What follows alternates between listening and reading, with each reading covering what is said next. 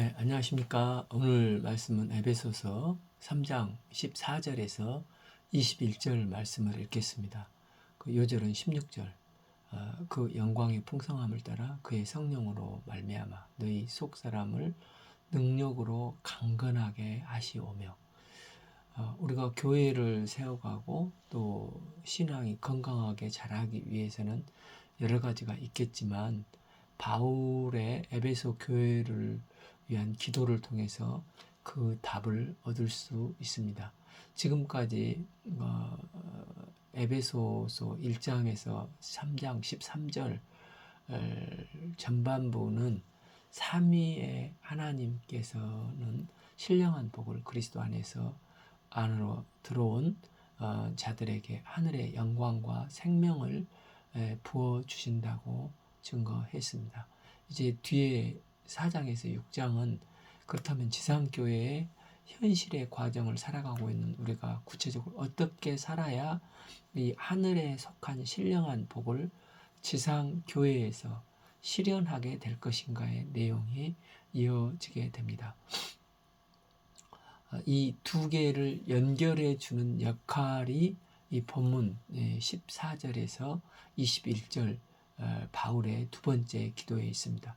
그래서 이 기도는 하늘 교회의 소망과 생명이 이 땅 가운데 이루어지게 해달라는 기도가 되는 것입니다. 바울은 이미 첫 번째 기도인 1장 17절에서 19절에서까지 예수 에베소 서신서를 써가면서 성도들을 위해서 세 가지 기도를 드렸습니다. 첫째, 지혜와 계시의 영을 너희에게 주사 하나님을 알게 하시고, 둘째, 너희의 마음이 눈을 밝아 그 부르심의 소망이 무엇이며 성도 안에서 기업의 영광과 풍성함이 무엇인지를 알게 해달라고 기도했습니다. 셋째는 이 기도를 들으시는 그의 힘의 위력, 즉 부활의 능력으로 역사하심을 따라 믿는 우리에게 베푸시는 이 능력이 지극히 크심이 어떠한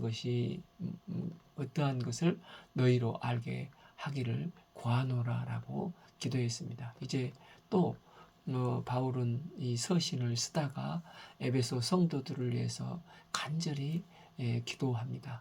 이 바울의 두 번째 에베소 성도들을 위한 기도는 세 가지인데, 첫째 14절에서 17절 A, 속 사람이 강건케 해달라는 기도입니다. 두 번째 기도는 17절 B에서 19절 그리스도의 사랑을 알게 해주시고 그 사랑 안에서 하나되게 해달라는 기도입니다. 세 번째 20에서 21절 교회 안에서와 그리스도 안에서 생각하는 모든 것에 넘치도록 기도하는 것과 간구하는 것과 생각하는 모든 것에 넘치도록 하나님의 영광에 이르게 해달라고 기도를 합니다. 14. 그러므로 내가 하늘과 땅에 있는 모든 족속에게 15. 이름을 주신 아버지 앞에 무릎 꿇고 비노니. 당시 유대인들이 서서 기도하지만 바울은 전능하신 하나님 아버지 앞에 겸손히 무릎을 꿇고 간절히 기도를 했습니다. 그는 하나님 아버지가 하늘과 땅의 모든 족속에게 이름을 부어주시는 분이시고, 이 하나님은 하늘과 땅에 있는 모든 족속에 이름을 주신 아버지이십니다. 구약에서 하나님은 주로 공의로 심판하시는 하나님이 많이 등장합니다. 역사에 개입하여 모든 잘못을 여지없이 드러내시고 공의로 심판하시는 하나님을 보여주고 있습니다.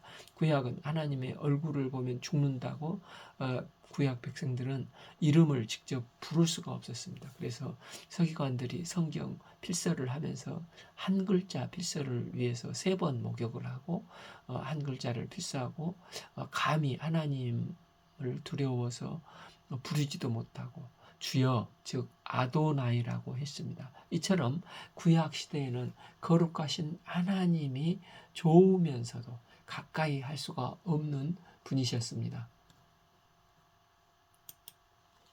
그런데 예수님께서 이 세상에 성육신하에 오심으로 하나님의 모습에 혁명이 왔습니다. 하나님은 심판과 진노, 거룩의 공의의 하나님이실 뿐만 아니라 독생자를 십자가에 내주시기까지 은혜와 긍휼과 사랑이 충만하신 아버지 하나님이심을 보여주셨습니다. 독생자 예수 그리스도를 통해서 범죄한 인간을 십자가에서 용서하시고 자기 백성을 자녀 삼으신 사랑과 긍휼을 보여주시는 아버지의 모습이 진짜 하나님의 모습이심을 보여주셨습니다.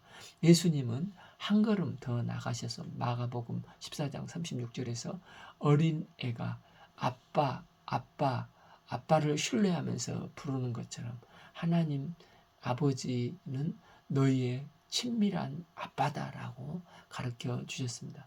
바울은 이제 이 하나님을 아버지로 부르면서 에베소 성도들을 위해서 세 가지 기도를 드리고 있습니다. 첫째, 16 그의 영광의 풍성함을 따라 그의 성령으로 말미암아 너희 속사람을 능력으로 강하게 하시오며, 즉 에베소 성도들을 성령으로 말미암아 속사람을 능력으로 강하게 해달라는 기도를 드렸습니다. 원래 인간은 하나님의 형상으로 창조되어 하나님이 심히 기뻐하시는 영광스러운 존재였습니다. 창세기 2장 7절을 볼 때 인간은 흙과 하나님의 생명으로 만들어졌습니다. 그러나 인간이 범죄함으로 겉사람만 남고 이제 거룩하신 하나님과 속사람인 영이 단절이 되어 버렸습니다. 범죄한 후 하나님은 선수적으로 이런 아담을 찾아오셔서 3장 9절 여호와 하나님이 아담을 부르시며 그에게 이르시되 내가 어디 있느냐 헤아유 하시면서 하나님은 장소를 물으신 게 아니라 아담의 범죄한 후 실존이 어디 있는가 회개하고 돌아오기를 원하시면서 물으셨습니다. 그런데 아담은 하나님께 회개하기보다 무화과 잎을 치마로 만들어서 죄의 수치를 스스로 가리고자 했습니다. 그러나 자기 노력으로 만든 것은 아무리 멋있게 만들어도 햇빛이 비추기만 하면 다시 또르르 말라 비틀어져 근본적인 수치를 가릴 수가 없습니다. 이처럼 영혼이 단절되어 속사람이 죽은 인간은 오늘날도 끊임없이 겉사람 외적인 것으로 만족을 누리고자 가진 행위를 노력을 합니다. 그러나 사무엘상 16장 7절에서 하나님은 사람은 외모를 보거니와 나 여호와는 중심을 보시니라 하시고 사람은 외모를 보지만 그러나 여호와 하나님은 중심을 보시고 속사람을 보시는 분이시라는 것입니다. 이 속사람은 사도 바울이 신약 성경에서 로마서와 고린도후서, 에베소서에서 3번 기록하고 있습니다. 로마서 7장 22절 내 속사람으로 하나님의 법을 즐거워하되 23 내 지체 속에 한 다른 법이 내 마음의 법과 싸워 내 지체 속에 있는 죄의 법으로 나를 사로잡는 것을 보는도다. 사도 바울은 자신의 내면을 깊게 성찰한 결과 예수님을 믿은 후 속사람을 발견했습니다. 내가 원하는 것과 다른 것을 원하는 속사람이 내가 한 번도 경험하지 못한 것을 갈망하고 있는 그야말로 성령으로 거듭난 속사람을 보게 된 것입니다. 반면에 죄성에 깊게 물들어 있는 옛 자아를 발견하게 되는데 이 둘이 서로 싸우는데 걸핏하면 속사람이 겉사람에게 지는 것입니다. 그래서 오호라 나는 곤고한 사람이로다. 누가 나를 이 사망의 늪에서 건져낼고 탄식하며 탄식이 터져나왔습니다. 속사람이 생겨서 예수님을 믿는데 자꾸 죄성에 끌려가는 것을 느낀 것입니다.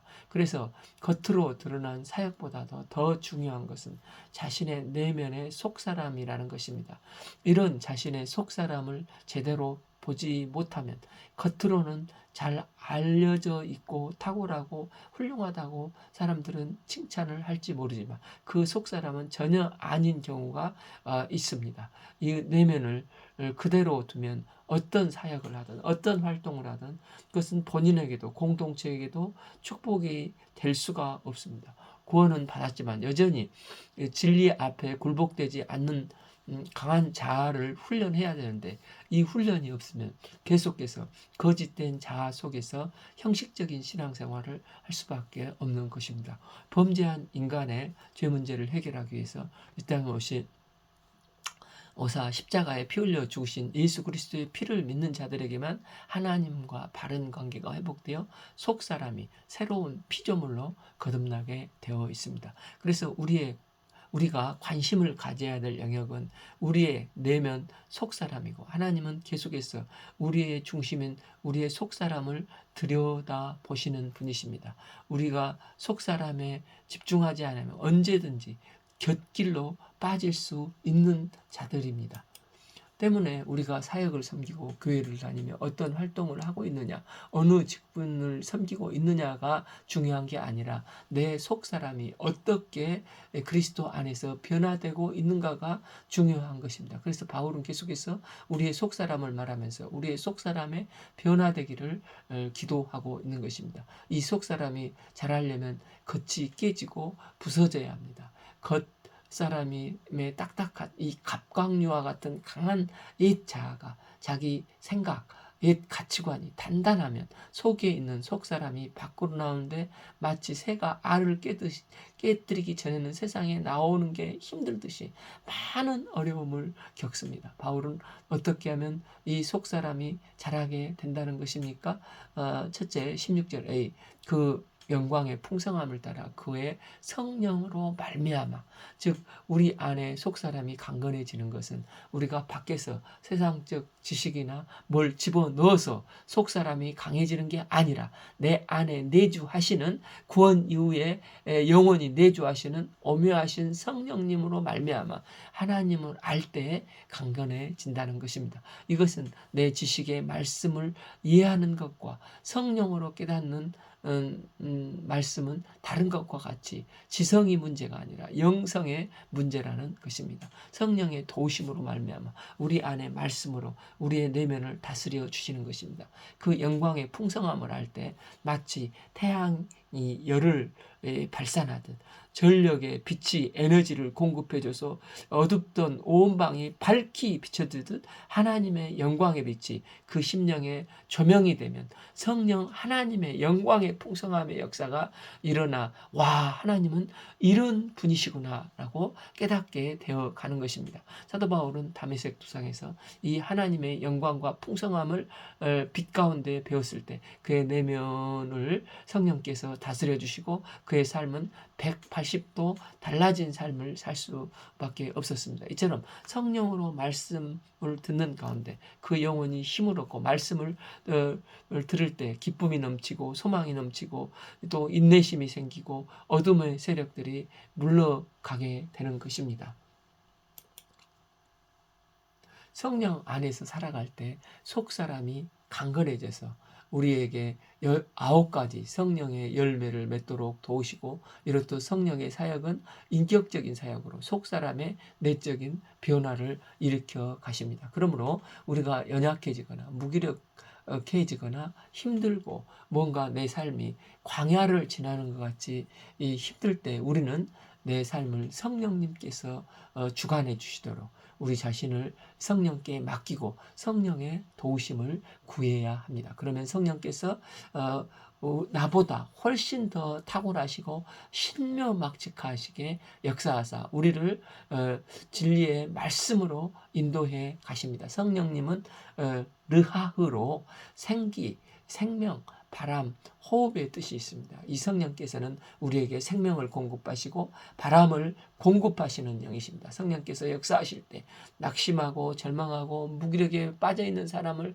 일으켜 세우시고 생기가 돌게 하시고 상처를 치유케 하시는 영이십니다. 때문에 내 자아가 성령을 이기려 하거나 성령보다 앞서가려면 안 됩니다. 성령께 내 자신을 양보하여 그분을 의탁하고 그분의 인도함을 받아갈 때 성령 하나님은 우리를 가장 안전하고 가장 강건하게 나의 삶을 주관하사 속사람이 강건해지는 은혜가 임하는 삶을 살게 되는 것입니다.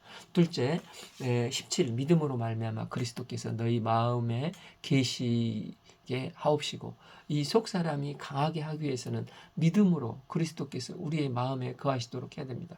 우리의 속사람이 능력으로 강해진다는 것은 이 하나님에 대한 확신을 믿음으로 우리 가운데 받아들이는 것입니다. 우리가 그리스도를 믿음으로 붙어 있기만 하면, 요한복음 15장 5절은 나는 포도나무요 너희는 가지라, 내가 그 안에 거하면, 그가 내 안에, 내가 그 안에 거하면 사람이 열매를 많이 맺으니라.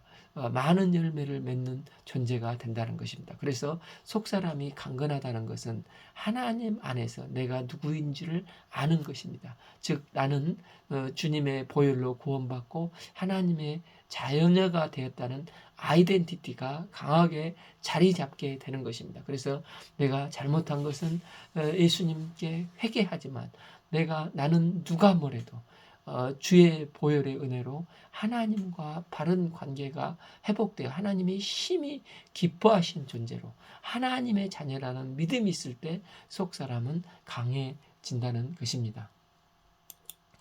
바울은 에베소 성도들을 향해 많은 기도 제목이 있었지만, 에베소를 향한 핵심은 성령으로 말미암아 에베소 성도들의 속사람이 강해지기를 간절히 기도했습니다. 고린도 후서 4장 16절, 그러므로 우리가 낙심하지 아니하노니 우리의 겉사람은 낡아지나 우리의 속사람은 날로 새로워지는도다. 그가 낙심하지 않는 이유는 겉사람은 날로 후패하고 낡아지지만 속사람은 날로 강해진다는 것, 이게 확신입니다. 낙심하지 않는 이유입니다. 우리 기독교인이 가진 특권입니다. 사실 예수 믿는 사람이나 믿지 않는 사람들이나 다 동일하게 시간이 흐르면 아무리 운동도 하고 또 좋은 것을 얼굴에 발라도 점점 낡아질 수밖에 없습니다. 그런데 바울은 우리 성도들의 속사람은 날로 새로워진다는 것입니다. 이게 신앙의 신비입니다. 우리가 속사람이 날로 새로워 간다면 세월의 흔적이 생길수록 우리의 속사람은 날로 새로워지고 더욱 강력해지는 것입니다. 바울의 두 번째 기도는 17절 B에서 19절, 그리스도의 사랑을 알게 해주시고 그 사랑 안에서 하나가 되게 해달라는 기도입니다. 17B, 너희가 사랑 가운데 뿌리를 박히고 터가 굳어져서, 즉 사랑으로 말미암아 터가 견고해지는 것입니다. 하나님은 우리의 믿음의 결단을 기뻐 받으시고 통치하십니다. 그럴 때 사랑 가운데 뿌리가 박히고 그 터가 굳건해진다고 말씀을 하십니다. 그리스도의 사랑이 지배를 하면 내 안에 사랑의 뿌리가 박히고 내 삶의 터전에 사랑의 터전으로 바뀌게 되는 것입니다. 그래서 바울은 골로새서 2장 6절, 그러므로 너희가 그리스도 예수를 주로 받았으니 그 안에서 행하되, 그 안에서 뿌리를 박으며 세움을 받아 교훈을 받은 대로 믿음에 굳게 서서 감사함을 넘치게 하라 했습니다. 여기서 중요한 것은 그 안에 뿌리를 박는 것입니다. 이 아름드리 나무가 있어서 그 뿌리는 보이지 않지만 그 뿌리가 그 거목에 생명이 되는 것입니다. 신앙도 겉은 화려해 보이지 않는 뿌리가 약하면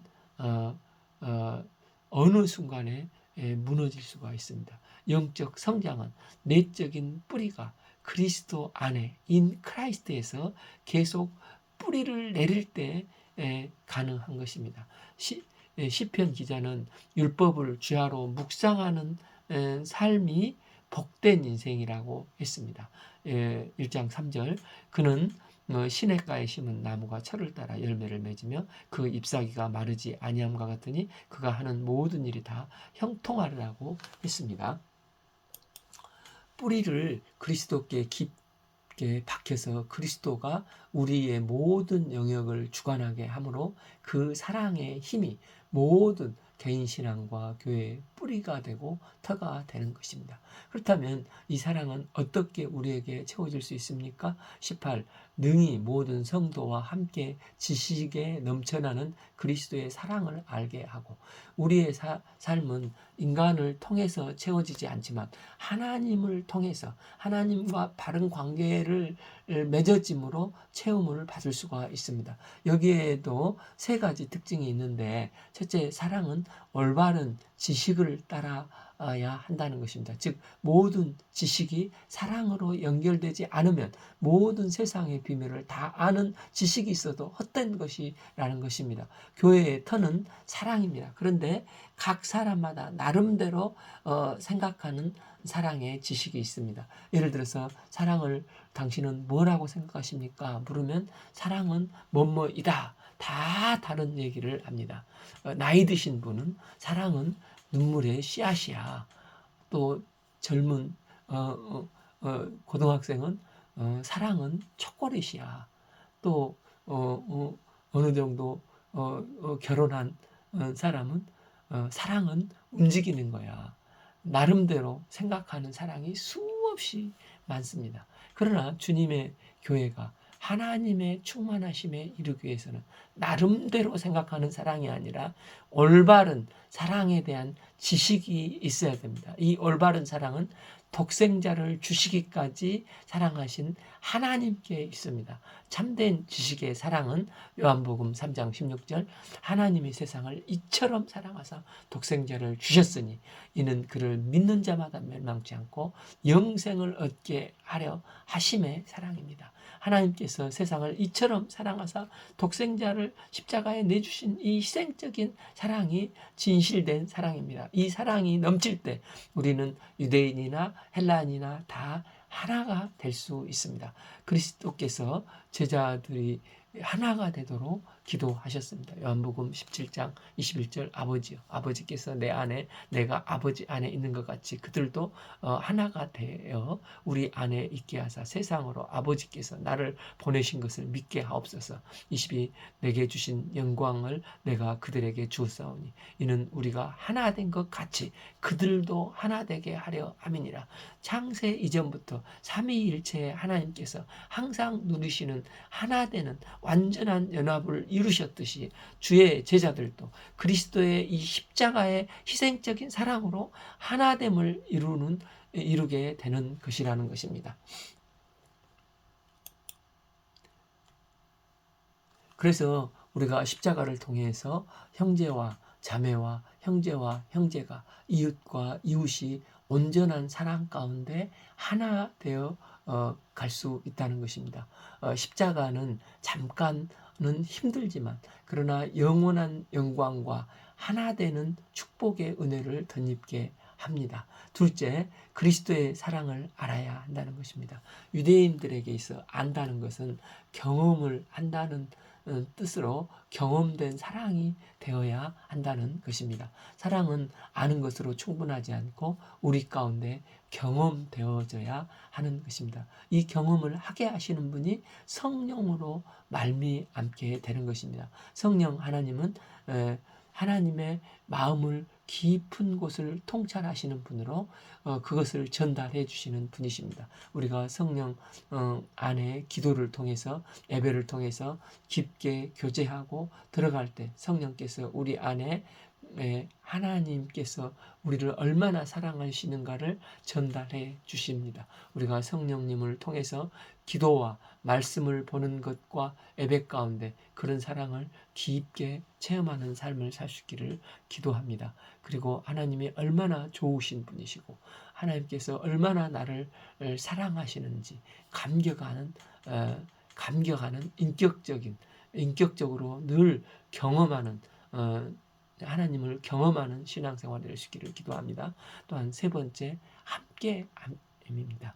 하나님과 관계가 회복이 되어 주님의 사랑이 부어질 때 사람과 관계도 회복이 이루어져서 형제 사랑, 이웃 사랑으로 이어지게 되는 것입니다. 그래서 주님은 하나님 사랑, 이웃 사랑을 분리해서 말씀한 적이 없고 항상 함께 이어지는 것입니다. 그리스도의 사랑을 함께 알아간다는 것은 그리스도의 사랑이 부어질 때 구체적인 사랑의 관계가 우리 가운데 경험되어 진다는 것입니다. 이렇듯 모든 성도가 함께 그 지식에 넘치는 그리스도의 사랑을 알고 그리스도의 사랑을 내 삶 속으로 인격적으로 경험하며 체험으로 아는 게 우리 신앙의 목적이 되는 것입니다. 19. 그 넓이와 길이와 높이와 깊이가 어떠함을 깨달아 하나님의 모든 충만하시는 것으로 너희에게 충만하기를 구하노라. 여기서 사도 바울은 그리스도의 사랑의 다양성과 입체적인 모습을 이 네 가지로 표현을 하고 있습니다. 이 사랑의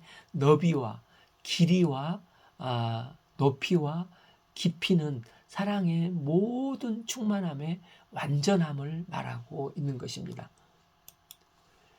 여기서 사랑의 넓이는 포용성을 의미하는데 예수님은 세리와 장녀와 각색 병든 사람들, 귀신 들린 자들, 심지어 십자가의 한쪽 강도까지도 포용을 하셨습니다. 또한 사랑의 길이는 영원성에 관한 것입니다. 하나님의 사랑의 길이는 독생자를 십자가에 죽이시기까지 가셨고 죽음을 넘어 영원까지 가시고 계십니다. 예수님은 요한복음 13장 1절에서 자기 사랑하는 사람들을 사랑하시되 끝까지 사랑하시니라. 이 예수님의 사랑의 길이는 엔들리스 러브, 이 끝없는 사랑이 되십니다. 또한 사랑의 높이는 부활하신 예수님께서 승천하사 지금도 하늘 보좌에 앉아 계셔서 우리를 위해 중보하고 계시는 하늘 보좌에까지 이르는 것입니다. 하늘 보좌를 버리시고 이 땅에 오신 예수님은 십자가에서 죽기까지 우리를 사랑하셨습니다. 이 예수님의 사랑은 곧 하나님의 사랑입니다. 이 사랑의 깊이는 인간이 상상할 수 없는 개념입니다. 한 번은 공생의 기간 예수님은 마태복음 18장 22절에서 형제가 잘못하면 몇 번 용서해 줘야 하는지 베드로가 물었을 때 베드로는 인간 사랑의 깊이를 7번 용서하는 정도로 생각했던 것 같습니다. 그런데 예수님께서는 7번만 아니라 7번을 70번까지라도 용서하라고 하셨습니다. 그러므로 용서의 깊이의 한계가 없음을 말씀하신 것입니다. 예수님 안에서 발견된 이 사랑의 넓이와 깊이와 높이와 깊음은 곧 하나님의 모든 충만으로 표현되었는데 이것이 하나님의 충만이십니다. 바울은 에베소 성도들이 이 하나님의 모든 충만으로 충만케 해달라고 간절히 기도하고 있습니다. 고린도전서 13장을 우리는 사랑장이라고 하는데 사랑은 오래 참습니다. 어떨 때는 온유함으로 희생으로 섬김으로 중보 기도로 사랑이 나타나기도 합니다. 또 어떤 때는 은혜로 복음을 전도함으로 어쩔 때는 성내지 않는 것으로 어떨 때는 믿어줌으로 나타냅니다. 심지어 어떨 때는 징계와 고난조차도 하나님의 크신 사랑의 다양한 표현 중에 하나로 나타납니다. 우리 주님의 충만하신 이 사랑은 하늘을 두루마리 삼고 바다를 먹물 삼아도 하나님의 사랑을 다 표현할 수 없는 어메이징 그레이스가 되는 것입니다. 바울은 에베소 교인들이 이 사랑을 알아가도록 충만하게 알아가도록 기도했습니다. 세 번째 20에서 21절 교회 안에서와 그리스도 안에서 하나님의 생각은 모든 것이 넘치도록 영광에 이르게 해달라는 기도를 드립니다. 20 우리 가운데 역사하시는 능력대로 우리가 구하거나 생각하는 모든 것에 더 넘치도록 능히 하실 이에게 얼마나 놀라운 약속이 있는데 이 약속은 우리가 구하는 거나 생각하는 모든 것에 더 넘치도록 능히 역사하신다는 것입니다. 우리는 기도에 응답받으려고 열심히 기도합니다. 그런데 하나님은 이런 기도를 응답하실 뿐만 아니라 지금 바울은 고백하기를 더 놀라운 일은 우리가 구하는 것보다 생각만 해도 우리가 생각하는 것보다 더 넘치도록 능히 역사하실 주님을 증거하고 있습니다. 즉 이렇게 되면 좋겠는데 아침에 생각했더니 저녁에 넘치도록 경험하게 해주시는 분이 하나님이시라는 것입니다. 하나님은 이런 능력이 있으신 분이십니다. 구하는 것에 넘치도록 역사하시는 것만 해도 감격할 일인데 구하는 것만이 아니라 생각만 해도 하나님께서 내가 이 생각하는 것에 더 넘치도록 역사해 주신다니, 이 얼마나 놀라운 은혜요 축복입니까? 우리가 충만한 가운데 거하기를 원한다면 거기에 필요한 것은 오직 이 하나님의 능력입니다. 우리가 열심히 한다고 풍성하고 충만해지는 게 아니라 우리에게 진짜 필요한 것은 우리의 구하거나 생각하는 것보다 더 넘치도록 역사하시는 하나님의 능력이 필요한 것입니다. 이 하나님이 우리 가운데 역사하는 이 능력을 경험하는 복된 신앙생활을 할 수 있기를 기도합니다. 그러면 어떻게 구해야 어떻게 해야 구하는 거나 내가 생각하는 것에 더 넘치도록 하나님의 능력을 우리 삶 가운데 경험할 수 있다는 것입니까? 20일 교회 안에서 그리스도 예수 안에서 영광이 대대로 영원 무궁하기를 원하노라. 아멘. 즉 하나님께서 우리 삶 가운데 베푸시는 풍성한 능력이 있는데 어디 안에서 이게 흘러나오냐면 교회 안에서와 그리스도 안에서 그 크신 능력이 흘러나온다는 것입니다. 여기서 교회는 보이는 조직이나 모임이 아니라 관계를 말하는 것입니다. 하나님께서 우리에게 구하거나 생각만 해도 축복을 주시려고 계획하시는데 언제 이 축복을 주시냐면 교회의 관계 안에서, 즉 형제 자매 안에서 하나님께서 만나게 하신 사람들과 올바른 사랑의 관계 안에 맺어져 있을 때 그 위에 하나님의 복을 부어 주신다는 것입니다. 하나님은 우리의 아버지이십니다. 우리 아버지 하나님은 모든 좋은 것을 우리에게 주시기를 심히 기뻐하시는 분이십니다. 때문에 하나님은 우리가 구하는 것보다 하나님이 더 주시고 싶은 열망이 크신 분이십니다. 그런데 왜 하나님께서 이 복을 곧바로 주시지 않을 때가 있습니까? 이는 복을 줬을 때 능히 감당할 그릇이 되기까지 붙잡고 계시기 때문입니다. 만약 내가 미운 사람에게 저 벼락 맞을 놈 하고 생각했는데 정말 저녁에 벼락 맞아 죽었다면 어떻게 되겠습니까? 하나님께서는 우리가 구하는 것을 다 들어주시면 큰일이 나는 것입니다. 그래서 하나님은 우리를 보호하기 위해서 이 복을 붙잡고 계시는 것입니다. 그런데 하나님께서 마음대로 복을 주실 때는 교회 안에서와 그리스도 예수 안에 있을 때, 올바른 사랑의 관계 안에 온전함 가운데 있을 때 영광의 하나님께서 더 이상 이 복을 홀드하지 않으시고 넘치도록 복을 부어주신다는 것입니다. 영광의 하나님은 우리가 구하는 것보다 더 많이 넘치도록 대대로 복을 부어주시기를 심히 기뻐하시는 분이십니다. 우리가 사도 바울의 기도처럼 속사람이 강해지고 그리스도의 사랑을 더 알게 해주시고 그 사랑 안에 하나 되어 교회를 세우는 일, 즉 조직이나 건물이 아닌 관계를 회복하는 일을 소중히 여기고 헌신하여 넘치는 주님께 부어주시는 복을 누리는 복된 인생이 될 수 있기를 기도합니다. 오늘 말씀은 에베소서 3장 14절에서 21절 말씀을 읽었습니다. 감사합니다.